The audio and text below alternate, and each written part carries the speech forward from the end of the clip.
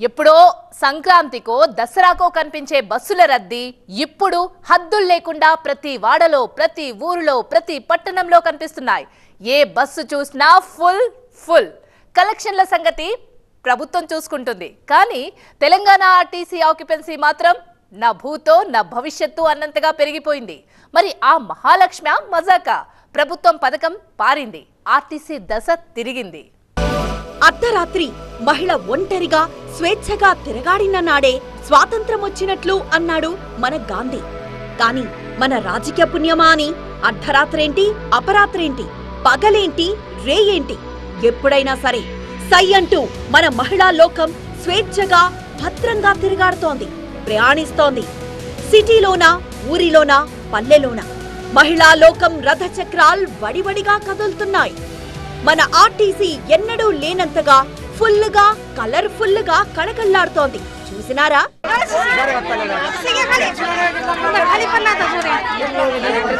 ఇంతమంది మిస్సులెక్కుతుంటే ఇలాంటి కస్సుబుస్సులు కామనే కదా. చూసినారా మన ఇంటి మహాలక్ష్ములు, మన ఊరి మహాలక్ష్ములు, మన రాష్ట్ర మహాలక్ష్ములు మన ఎర్ర బస్సులో పైలా పచ్చీస్గా ఎంత దర్జాగా ప్రయాణిస్తున్నారో. ఊరికే అనలేదు మన పెద్దోరు, ఆడాళ్ళు మీకు జోహార్లు అని. ఊరికే టైటిల్ పెట్టలేదు మన సినిమా రాజులు, మహిళలు మీరు మహారాణులని. వాళ్ళ చెయ్యి పడిన ప్రతి బిజినెస్ శ్రీహరికోట రాకెట్లా దూసుకుపోవడమే కాదు, ఇప్పుడు మన తెలంగాణ ఆర్టీసీకి అలాంటి మహర్దశే పట్టుకుంది. మన మహాలక్ష్ముల వల్లే మన తెలంగాణ ఆర్టీసీకి ఎప్పుడూ లేనంత ఆక్యుపెన్సీ పెరిగింది.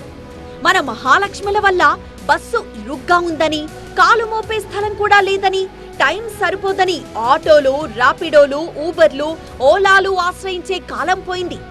మహాలక్ష్మి పుణ్యమాని ఎర్ర బస్సు తప్ప మరే బస్సు ఎక్కమంటూ కొంగుముడి గట్టిగా బిగించింది. అందుకే బస్సు ఇలా కిటకిటలాడుతో రకంగా ఇది బస్సుల ఊరేగింపే అనుకోవచ్చు.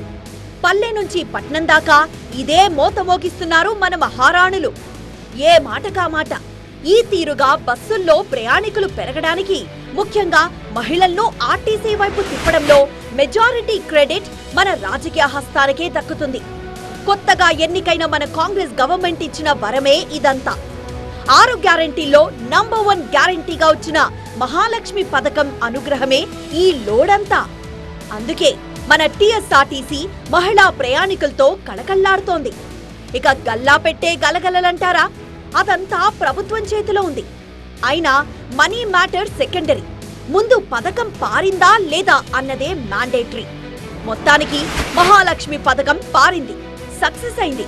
ఎంత సక్సెస్ అయిందో మన ఆర్టీసీ ఎండీ సజ్జనార్ సాబ్ మాటల్లోనే వినండి. చాలా బాగుంది.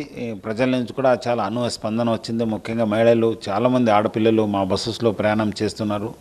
గత 11 డేస్ నుంచి మనం ఈ ట్రెండ్ చూస్తే దాదాపు 3 కోటి పైన ఉమెన్ ప్యాసింజర్స్ మా బస్సులో ప్రయాణం చేయడం జరిగింది. అంటే రోజుకు దాదాపు 30 లక్షల మంది మన ప్రయాణం చేస్తున్నారు.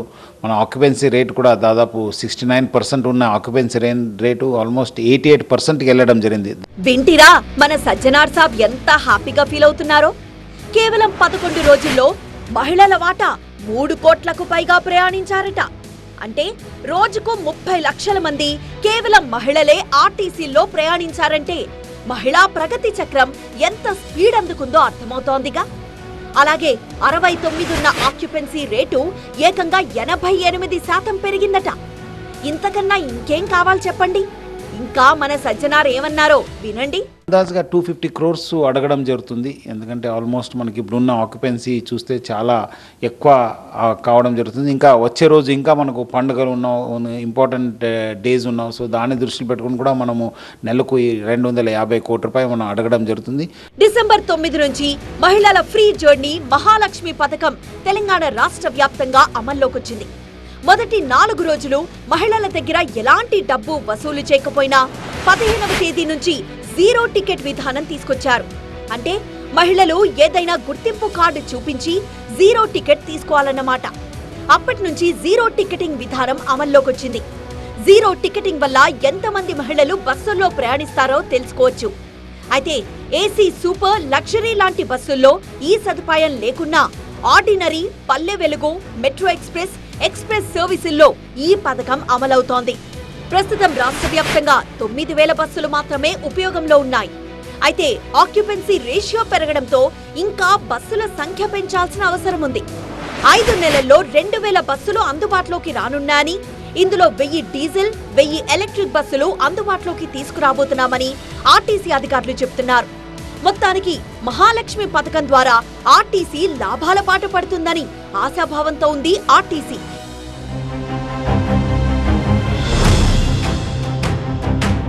ప్రస్తుతం తెలంగాణలో 97 బస్ డిపోలున్నాయి. ఎప్పుడూ నష్టాల్లో నడిచే టీఎస్ఆర్టీసీ ఈ ఫ్రీ బస్ స్కీమ్ తో లాభాల బాట పట్టిందని అధికారులు ఆనందం వ్యక్తం చేస్తున్నారు.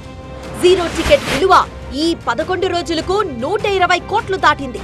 అంటే నెలకు దాదాపు 250 నుంచి 300 కోట్ల వరకు కేవలం జీరో టికెట్ రూపంలోనే ఆర్టీసీకి ఆదాయం రాబోతోంది. అయితే ఇదంతా స్పాట్ పేమెంట్ రూపంలో వచ్చేది కాదు. రియంబర్స్మెంట్ విధానంలో ప్రభుత్వం నుంచి ఆర్టీసీకి రావాల్సింది. రియంబర్స్ రెగ్యులర్ గా ప్రభుత్వం నుంచి ఆర్టీసీకి కానీ అందితే మాత్రం బస్సు చక్రం 4-5 నక్క తోకలు తొక్కినట్లే. అయితే ఆర్టీసీకి ఎలాంటి నష్టం లేకుండా చేస్తామని ప్రభుత్వం హామీ ఇస్తోంది. మహాలక్ష్మి పథకానికి ఎంత ఖర్చవుతుందో లెక్కలు చూసుకుని ప్రవేశపెట్టిన పథకం కాదని, ఎంత ఖర్చైనా భరించేందుకు సిద్ధమయ్యే ఈ పథకాన్ని ప్రవేశపెట్టామంటున్నారు మంత్రి పొన్నం ప్రభాకర్.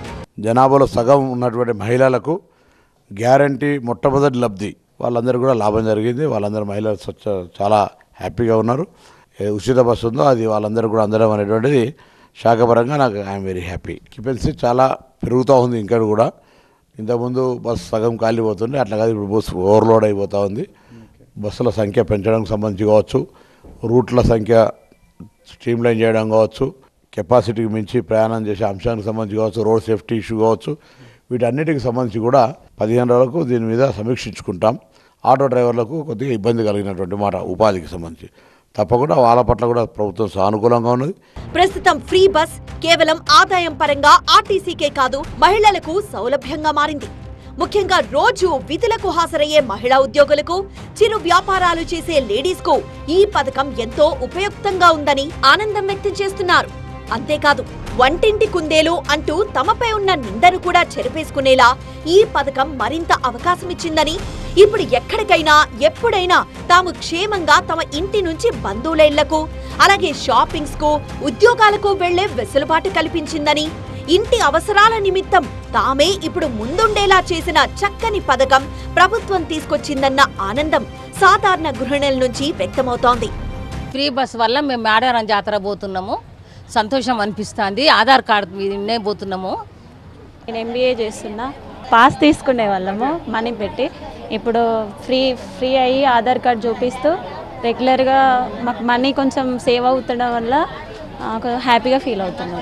కాలేజ్కి లేట్ అవ్వడమే లేదు. ఇప్పుడు అప్పటికంటే ఇప్పుడే చాలా ఫ్రీ బస్సులు ఎక్కువ అవైలబుల్ ఉండడం వల్ల మాకు చాలా హ్యాపీగా ఉంది. ఈ ఫ్రీ బస్సెస్ వల్ల కాలేజెస్ వాళ్ళకి చాలా యూజ్ అవుతుంది. గవర్నమెంట్ ఎంప్లాయీస్కి ఈ స్కీమ్ అంత అవసరం లేదు, ఎందుకంటే వాళ్ళకి మంత్లీ శాలరీ వస్తుంది. కానీ వాళ్ళు కూడా అదే బస్సు ఎక్కడం, మళ్ళీ స్టూడెంట్స్ కొంతమంది మిస్ అవ్వడం, ఇలా చాలా ప్రాబ్లమ్స్ ఉంటున్నాయి. ఈ ఫ్రీ బస్ స్కీమ్ తో ఇటు ఆర్టీసీయే కాదు, అందులో ప్రయాణించే మహిళలు కూడా ఎప్పటి నుంచో పెండింగ్ లో ఉన్న పనులన్నీ కూడా చకచకా చేసుకుంటున్నారు. ఇంట్లో పిల్లలు వారి భర్త స్కూల్ కి, ఆఫీసులకి వెళ్లిన తర్వాత సిటీలో దగ్గరగా ఉన్న పర్యాటక ప్రాంతాల్ని కూడా చుట్టొస్తున్నారు. దీంతో పాటు చాలా మంది దూరంగా ఉంటున్న తమ పేరెంట్స్ వద్దకు వెళ్లే వెసులుబాటు కల్పించినట్లయింది.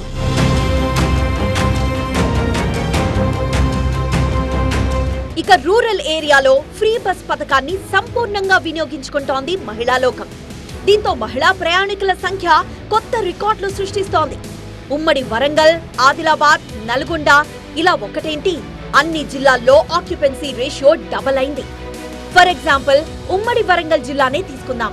ఇక్కడ మొత్తం 9 ఆర్టీసీ డిపోలుంటే నిత్యం 952 బస్సుల్లో యావరేజ్ గా ప్రయాణికుల సంఖ్య 2,30,000 ఉండేది.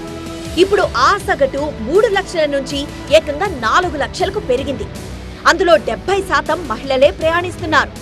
ఇలా అన్ని జిల్లాల్లో ఇదే పరిస్థితి కనిపిస్తోంది. ఇలాంటి రద్దీ పండుగలు, జాతర సమయాల్లో ఉంటుంది.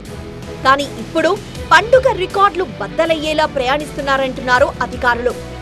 మహిళా ప్రయాణికుల సంఖ్య చాలా పెరిగింది. సో ఇంతకుముందు 40 45% మహిళా ప్రయాణికులు ఉండేవాళ్ళు బస్సులో. ఇప్పుడు 60 to 65% వరకు వాళ్ళే ప్రయాణిస్తున్నారు. సో ఈ అవకాశాన్ని వాళ్ళు దేవాలయాల సందర్శన కోసం ఉపయోగించుకుంటున్నారు మేము చెప్పినట్టు. అలాగే హైదరాబాద్ రూట్లో కూడా బాగా రద్దీ కనిపిస్తుంది అండి. ఇంతకుముందు కాళేశ్వరము అండ్ వేములవాడ కనిపించేది మొన్నటి వరకు, ఇప్పుడు భద్రాచలం కనిపిస్తుంది. హైదరాబాద్ రూట్లో మటుకు నిరంతరము కొంచెం రద్దీ ఎక్కువగానే ఉంటుందండి. సో ఈ రద్దీకి అనుగుణంగా మేము ఇప్పుడు హైదరాబాద్ రూట్లో అయితే ట్రిప్స్ పెంచామండి. ఇంతకుముందు ఎక్స్ప్రెస్ బస్సెస్ ట్రిప్స్ 45 ట్రిప్స్ ఉండేయండి. ఇప్పుడు దాన్ని 65 ట్రిప్స్గా మార్చాము. సో మొత్తానికి ఆర్టీసీ ఆదాయం సంగతి పక్కన పెడితే రద్దీ అయితే పెరిగింది.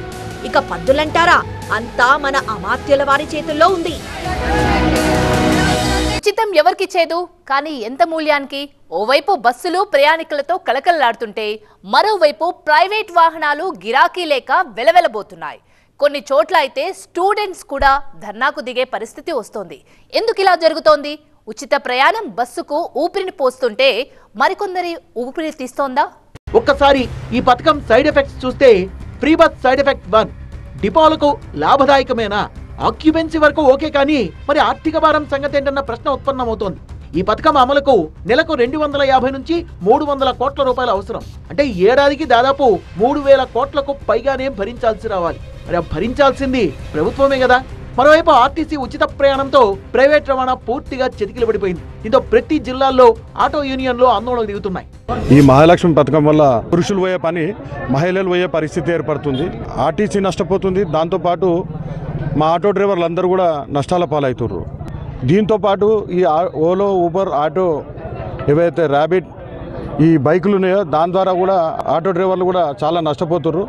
కనుక రోజువారీ ఖర్చులు వెళ్ళేది కష్టమైపోయింది, ఫైనాన్స్లు వెళ్ళేది కష్టమైంది, ఇంటి పోషణ కష్టమవుతుంది, స్కూల్ పిల్లల ఫీజులు వెళ్ళేది కష్టమవుతుంది. ఇప్పుడు ఎగ్జామ్స్ టైము. ఊళ్ళలో ఆటోలు, షేర్ ఆటోల వాళ్ళు తాము నష్టపోతున్నామంటూ ఆందోళనలు చేస్తున్నారు. హైదరాబాద్ నగరంతో పాటు ప్రతి జిల్లాలోనూ గ్రామ స్థాయిలో ఇదే పరిస్థితి కనిపిస్తోంది. సరైన బస్ సౌకర్యాలు లేక చాలా మంది షేర్ ఆటోల్ని, ఓలా, ఉబర్లను, ప్రైవేట్ వెహికల్స్ ని ఆశ్రయిస్తుంటారు. ఈ ఫ్రీ బస్సు స్కీమ్ అమలైనప్పటి నుంచి మహిళలందరూ 100% బస్సుల్ని ఆశ్రయిస్తుంటే ఆటోలు, ప్రైవేట్ వెహికల్స్ ఆపరేటర్లు తాము తీవ్రంగా నష్టపోతున్నామని ఆవేదన వ్యక్తం చేస్తున్నారు. ఈ మహాలక్ష్మి పథకం ద్వారా ఎక్కడ కూడా ఆడవారు ఒక్క ఆటో కూడా ఆపి ఎక్కడం లేదు. ఇలా చేయడం వల్ల మా ఆటోల ఈఎంఐలు మేము కట్టలేని పరిస్థితి. ఆటో వాళ్ళు వచ్చి రేపో మాపో ఆటోలు మా గుంజుకెళ్లే పరిస్థితి ఉంది. కొందరు ఆటో డ్రైవర్లు వాళ్ళకు సొంతంగా ఆటో కొనలేని స్థితిలో వాళ్ళు రెంట్లకు తెచ్చుకొని రోజు 300 ఆటోకు అద్దె కట్టి పిల్లల్ని, వాళ్ళ కుటుంబాలని పోషించుకుంటారు. ఇప్పుడు ఈ పథకం ద్వారా వాళ్ళు వాళ్ళ పిల్లల్ని పోషించుకోలేని పరిస్థితి. ఈ అంశంపై ఇప్పటికే రవాణా శాఖ మంత్రి పొన్నం ప్రభాకర్ కి వినతులు కూడా వచ్చాయి. అంటే ఇది ఎవరిని ఇబ్బంది పెట్టే విధమైనటువంటి పథకం కాదని, మహిళలకు ఫ్రీజర్ కల్పించాలనే ఆలోచనతోనే తీసుకొచ్చామని, రాష్ట్ర వ్యాప్తంగా ఉన్న ఆటోలు గానీ, ప్రైవేట్ వెహికల్స్ ఆపరేటర్స్ కానీ ఉపాధికి ఇబ్బంది కలగకుండా ప్రత్యామ్నాయ ఏర్పాట్లు చేస్తామని మంత్రి హామీ ఇస్తున్నారు. ఆటో డ్రైవర్లు కూడా మా కుటుంబ సభ్యులే. మేము ఆటో డ్రైవర్లకు ఇబ్బంది కలగాలని మహిళలకు ఉచిత బస్సు పెట్టలే, మహిళలకు సౌకర్యం కలగాలని మేనిఫెస్టోలో పెట్టి మహిళలందరికీ కూడా తెలంగాణ రాష్ట్రంలో ఉచితంగా బస్సు ఇస్తా ఉన్నాం. కానీ ఆటో వాళ్ళకు సంబంధించిన ఇబ్బందిని సానుకూలంగా మానవతా దృక్పథంతో వాటిని పరిష్కరించే ప్రయత్నం మేము చేస్తాం. ఓపిక పట్టండి, రాజకీయపరమైన చర్చలు అవసరం లే. ఆటో కార్మికులకు జరుగుతున్న ఇబ్బంది మా ప్రభుత్వం దృష్టిలో ఉంది. గతంలో రైతుల ఆత్మహత్యలు చూశారు, ఇప్పుడు ఆటో డ్రైవర్ల ఆత్మహత్యలను చూస్తారంటూ ఆటో డ్రైవర్లు హెచ్చరిస్తున్నారు. అంతేకాదు ఈ ఫ్రీ స్కీమ్ మెట్రోపై కూడా ప్రభావం చూపిస్తోంది. ఆర్టీసీ అధికారులు ఏం చెప్పారనంటే, మాకు కూడా మీ పొట్టలు కొట్టాలని లేదు, అయితే ప్రభుత్వ నిర్ణయం ఉంది ఇది కాబట్టి రవాణా మంత్రి గారు కూడా మాతో కూడా మాట్లాడేటువంటి అవకాశాలు ఉన్నాయి. మేము కూడా మాట్లాడేటప్పుడు ఆటో సంఘాల యొక్క డిమాండ్లను కూడా మేము దృష్టిలో పెట్టుకుని మేము మాట్లాడతామని చెప్పడం జరిగింది. వాళ్ళకి మేము ఇప్పుడు ఏం చెప్పామంటే, మీ చర్చలు చేయండి, కానీ ఎక్కడైతే ఆటోలు నడిచే రూట్లలో బస్సుల్ని మాత్రము మీరు కాంపిటీషన్గా పెట్టకండి. జిల్లా మండల కేంద్రాలలో ఈరోజు ఒక మండల కేంద్రం, ఒక జిల్లా కేంద్రంలో బస్ స్టాండ్ ఉంటే 15 గ్రామాలకి ఈరోజు ఆటోలు వెళ్తాయి. Free scheme side effects number 2. Free bus scheme వల్ల పెరిగిన రద్దీతో చాలా మంది రెగ్యులర్ ప్రయాణికులు ఇబ్బందులు పడుతున్నారు. స్కూళ్లకు, కాలేజీలకు వెళ్లే విద్యార్థులు, ఉద్యోగాలకు వెళ్లే ఉద్యోగస్తులు, అత్యవసర ప్రయాణం చేసే ప్రయాణికులు బస్ జర్నీ చేయడానికి చాలా ఇబ్బందులు పడుతున్నారు. ఫ్రీ స్కీమ్ వల్ల చాలా మంది మహిళలు అవసరం లేకపోయినా బస్సులను ఆశ్రయిస్తున్నారని తెలుస్తోంది. ఇది అత్యవసర ప్రయాణికులు ఇబ్బందులు పడాల్సి వస్తోంది. ఉదయం 8 వరకు స్కూల్ విద్యార్థులు కావచ్చు, కళాశాల విద్యార్థులు కావచ్చు, కాలేజీకి వచ్చే సమయంలో బస్సులు రద్దీగా ఉండడం కారణంగా కళాశాలలకు, పాఠశాలలకు ఇన్ టైంలో చేరలేకపోతున్నారు. దాని కారణంగా ప్రైవేట్ వెహికల్స్ని వాళ్ళు ఆశ్రయించడం.